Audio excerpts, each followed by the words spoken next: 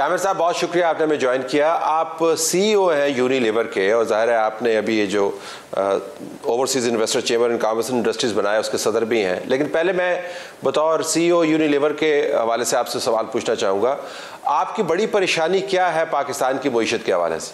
देखिए, दो बड़े मसले हैं। एक रेमिटेंसेस का मसला है जो पिछले तकरीबन कोई 1 साल से चल रहा है कि आप रेमिटेंस नहीं कर पा रहे टू द हेडक्वार्टर्स।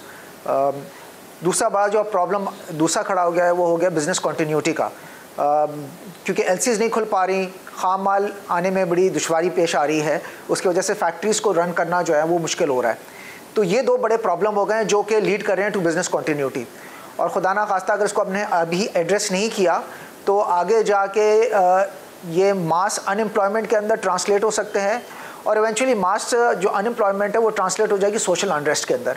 तो फ़िलहाल इन शॉर्ट ये बेसिकली प्रॉब्लम आ रहे हैं हमारी ऑर्गेनाइजेशन को भी, और बाकी जितनी भी ओवरसीज़ की जो कंपनीज़ हैं या लोकल ऑर्गेनाइजेशंस भी हैं उनको मोरलेस यही प्रॉब्लम है। बट रिपैट्रिएशन का जो प्रॉब्लम है वो ज़्यादातर जो है ओवरसीज़ कंपनीज़ को है। आम लोगों की समझ के लिए रिपैट्रिएशन से मुराद ये है कि जो बैनुल-अक़वामी जो मल्टीनेशनल्स हैं, कंपनियां हैं जो प्रॉफिट बना रही हैं या जो उन्होंने पेमेंट्स करनी है वो पाकिस्तान से बाहर आप भिजवा नहीं पा रहे क्योंकि उसके ऊपर कदगन लगी हुई है। मैं आपका एक इंटरव्यू पढ़ रहा था डॉन में, उसमें आपने एक उसके ऊपर फिगर भी दिया है, 1.5 बिलियन डॉलर्स आपके रुके हुए। जी, तकरीबन कोई 1.5 बिलियन डॉलर से कुछ ज़्यादा ही ऊपर अमाउंट होगा, जो कि इस वक्त आपने जिस तरह प्रॉपर्ली एक्सप्लेन किया है कि जो प्रॉफिट्स हैं वो एक्यूमुलेट हुए हैं पिछले तकरीबन 1-1.5 साल के, वो रुके हुए हैं और वो रेमिट नहीं हो पा रहे। ये तो एक तरफ का प्रॉब्लम है। उससे बड़ा प्रॉब्लम ये है कि पिछले 1 साल के अंदर ये रकम आधी हो गई है, बिकॉज जो डिवैल्यूएशन हुई है तकरीबन कोई 50% डिवैल्यूएशन हो गई है पिछले 1 साल के अंदर। तो दो प्रॉब्लम हो गए, ना आप प्रॉफिट रिपैट्रिएट कर पा रहे हैं हेडक्वार्टर्स को, और ना बेसिकली, और क्योंकि ये डॉलराइज नहीं है और ये हेज नहीं है तो उसकी वजह से इसकी कदर भी तकरीबन 50% से नीचे चली गई है। उसका इवेंचुअल प्रॉब्लम क्या हो रहा है कि जो परसेप्शन है पाकिस्तान के बारे में ओवरसीज़ इन्वेस्टर्स की, वो प्रैक्टिकली जो है ना ख़तरे में पड़ गई है। इसमें मैं अभी आता हूँ, अगर मैं आपसे पूछ पाऊँ कि इस सूरत हाल तक पहुँचने के लिए क्या अवामिल ज़िम्मेदार हैं? मेरे ख्याल में देखिए जी, सूरत हाल की तो सिचुएशन वही है कि आपके रिज़र्व जो हैं इस वक्त वो बहुत ज़्यादा नीचे आ गए हैं। 4 बिलियन डॉलर के आपके रिज़र्व्स हैं आपके, और रिज़र्व आपके क्यों नीचे आ गए हैं? क्योंकि ज़ाहिर बात है उसके अंदर दो प्रॉब्लम्स हैं, आप ना उतना अर्न कर पा रहे हैं, ठीक है, और आप अपने अखराजात भी नहीं कम कर पा रहे। तो आपको एक में से दो काम करने थे, या तो आप अपनी अर्निंग्स बढ़ाते, एक्सपोर्ट्स की अर्निंग्स बढ़ाते, रेमिटेंस की आप अपने अर्निंग्स बढ़ाते, या आप अपने फॉरेन डायरेक्ट इन्वेस्टमेंट ज़्यादा बढ़ाते। ये 3 चीज़ें होती हैं एक किसी भी मुल्क के अंदर डॉलर्स को लेकर आने की। दूसरा, आपने अपने अखराजात को कम करना था, तो आप दोनों काम नहीं कर पाए, जिसकी वजह से आज हम इस पॉइंट के ऊपर आके खड़े हो गए हैं कि हमारे जो रिज़र्व्स हैं वो टोटल 4 बिलियन डॉलर के ऊपर आ गए हैं। वो 1 महीने की भी हमारी टोटल इंपोर्ट को कवर नहीं कर पा रहे। उसके अंदर भी गवर्नमेंट ने सिर्फ 3 या 4 इंडस्ट्रीज़ को जो है एसेंशियल्स के अंदर क्लासिफाई किया हुआ है। तो ये बड़ी वजह है, और अब गवर्नमेंट के पास बैंडविड्थ नहीं है कि वो जो तमाम जो प्रॉफिट्स इन्होंने रिपैट्रिएट करने थे वो उसके लिए इनके पास बैंडविड्थ नहीं है कि उसको रिपैट्रिएट कर सके। अच्छा, अब ये जो मेरा मेन सवाल है आपसे वो ये कि अगर आप इसहाक डार होते और आमिर पिराचा और तलत हुसैन का इंटरव्यू देख रहे होते, तो इंटरव्यू देखने के बाद आप बतौर इसहाक डार फाइनेंस मिनिस्टर आप क्या फैसले करते, ये जानते हुए कि कंपल्शंस क्या हैं?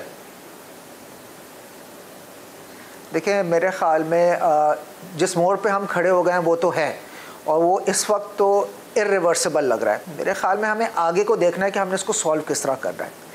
आपने जो सवाल पूछा है, मैं सब पहले क्या करता कि हमें डायलॉग करना ज़रूरी है, हमें टेबल पे बैठ के कॉन्वर्सेशन करनी ज़रूरी है, और हमने एक गेम प्लान एग्री करना ज़रूरी है एज अ कंट्री, और बेसिकली आगे हम अपने जो फॉरेन इन्वेस्टर्स हैं उनको वो गेम प्लान हमको बताएं, हम उनको लाइन ऑफ साइट दें। प्रॉब्लम इस वक्त क्या हो रहा है कि डायलॉग बिल्कुल भी नहीं हो रहा। प्रॉब्लम अपनी जगह पर है, बट कॉन्वर्सेशन नहीं हो रही, कोई कम्युनिकेशन नहीं हो रही, कोई आपस में बातचीत नहीं हो रही कि अगर एक मसला खड़ा हो गया है तो उसको हल किस तरह किया जाए। मुख्तलिफ ममालिक मुख्तलिफ मौक़ों के ऊपर मुख्तलिफ़ किस्म की मुश्किलात में जाते हैं, कंपनी मुश्किलात में चली जाती हैं। इन चीज़ों का हल करने का तरीका कार है कि आपस में बैठ के आप बातचीत करें, आप डायलॉग करें और आप मिल के एक ऐसा विन विन सोल्यूशन निकालें जो कि जो बिज़नेस फ्रेटर्निटी है उसको भी नेविगेट करने में आसानी हो और मुल्क जिस मुश्किल रास्ते से गुजर रहा है वो भी किस तरह मैनेज कर ले। तो इस वक्त डायलॉग की बहुत ज़्यादा ज़रूरत है। मेरे ख्याल में एट अ कंट्री लेवल इस वक्त डायलॉग नहीं हो रहा, ना इदारों के अंदर डायलॉग हो रहा है, ना पॉलिटिकल पार्टीज़ के अंदर डायलॉग हो रहा है, और फिर बेसिकली इनका आप फिर जो बिजनेस फ्रेटर्निटी है उनके साथ कोई डायलॉग नहीं हो रहा। अच्छा, ज़रा मुश्किल सवाल है क्योंकि इसकी तफसील में आप जा सकते हैं और हमारे पास वक्त की कमी है, लेकिन मुझे पूछना ज़रूर है आपसे सवाल, अगर आप इख्तिसार से इसका जवाब दे पाएँ कि इस डायलॉग में आप प्राइमरीली किसको इनवाइट करते, डायलॉग के कितने लेवल होते, किस किस टेबल के ऊपर कौन कौन सा डायलॉग हो रहा होता, तो हमें ज़रा तस्वीर तो बताइएगा कि बतौर फाइनेंस मिनिस्टर पाकिस्तान जिसने तमाम मसाइल हल करने हैं, आपने डायलॉग का जिक्र किया, अच्छी बात है, टेबल के ऊपर पहले डायलॉग के अंदर कौन बैठा हुआ हो? देखिए, डायलॉग के ऊपर डेफिनेटली फाइनेंस मिनिस्ट्री से लोग होंगे, ठीक है, because they are the one running the show. उसके बाद आपको स्टेट बैंक ऑफ पाकिस्तान से भी डायलॉग के अंदर लोग इन्वॉल्व हैं, बिकॉज रेमिटेंसेस का एक बहुत बड़ा अमाउंट है जो कि रिपैट्रिएट नहीं हो पा रहा। और मेरे ख्याल में FBR से लोग होने ज़रूरी हैं, क्योंकि जो आपका पूरा जो टैक्स स्ट्रक्चर जिस तरह बना हुआ है वो टैक्सिंग द ऑलरेडी टैक्सड हो रहा है। तो ये 3 लोगों का होना ज़रूरी है कि किस तरह हम मिलके एक इस तरह का गेम प्लान बनाएं कि हम कलेक्टिवली मुल्क को इस मुश्किल हालात से निकाल सकें। ये 3 मेरे नज़दीक बहुत इंपॉर्टेंट स्टेक होल्डर्स हैं in the first round of the dialogue. और जो कौमी लेवल का डायलॉग है, क्या उसके अंदर सियासी जमातों को भी होना चाहिए? ये तो हो गया ना वो टेबल जिसके ऊपर आपके हिस्से के हवाले से मसाइल का हल तलाश करना। इसके अलावा भी पैरेलल डायलॉग्स आपके ख्याल में ज़रूरी हैं या नहीं?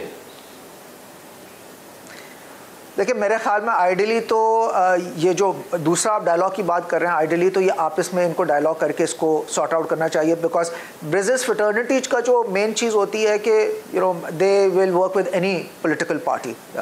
हमारा कोई we are indifferent to any political party. ये चीज़ें हम एक्सपेक्ट करते हैं कि पॉलिटिकल पार्टीज़ आपस में बैठ के इसको खुद सॉर्ट आउट करेंगी। मगर अगर कहीं भी अगर समझते हैं कि बिजनेस फ्रेटर्निटी इस चीज़ को हेल्प आउट कर सकती है तो we are more than happy to lean in actually. Aamir Faraz साहब, बहुत शुक्रिया आपने हमें ज्वाइन सर वक्त के लिए। इस उम्मीद के साथ कि सागदार इस इंटरव्यू को देखेंगे और जिस टेबल का आपने जिक्र किया वो सजाएंगे और वहाँ से इस मसले का हल निकलेगा। Thank you very much for joining us.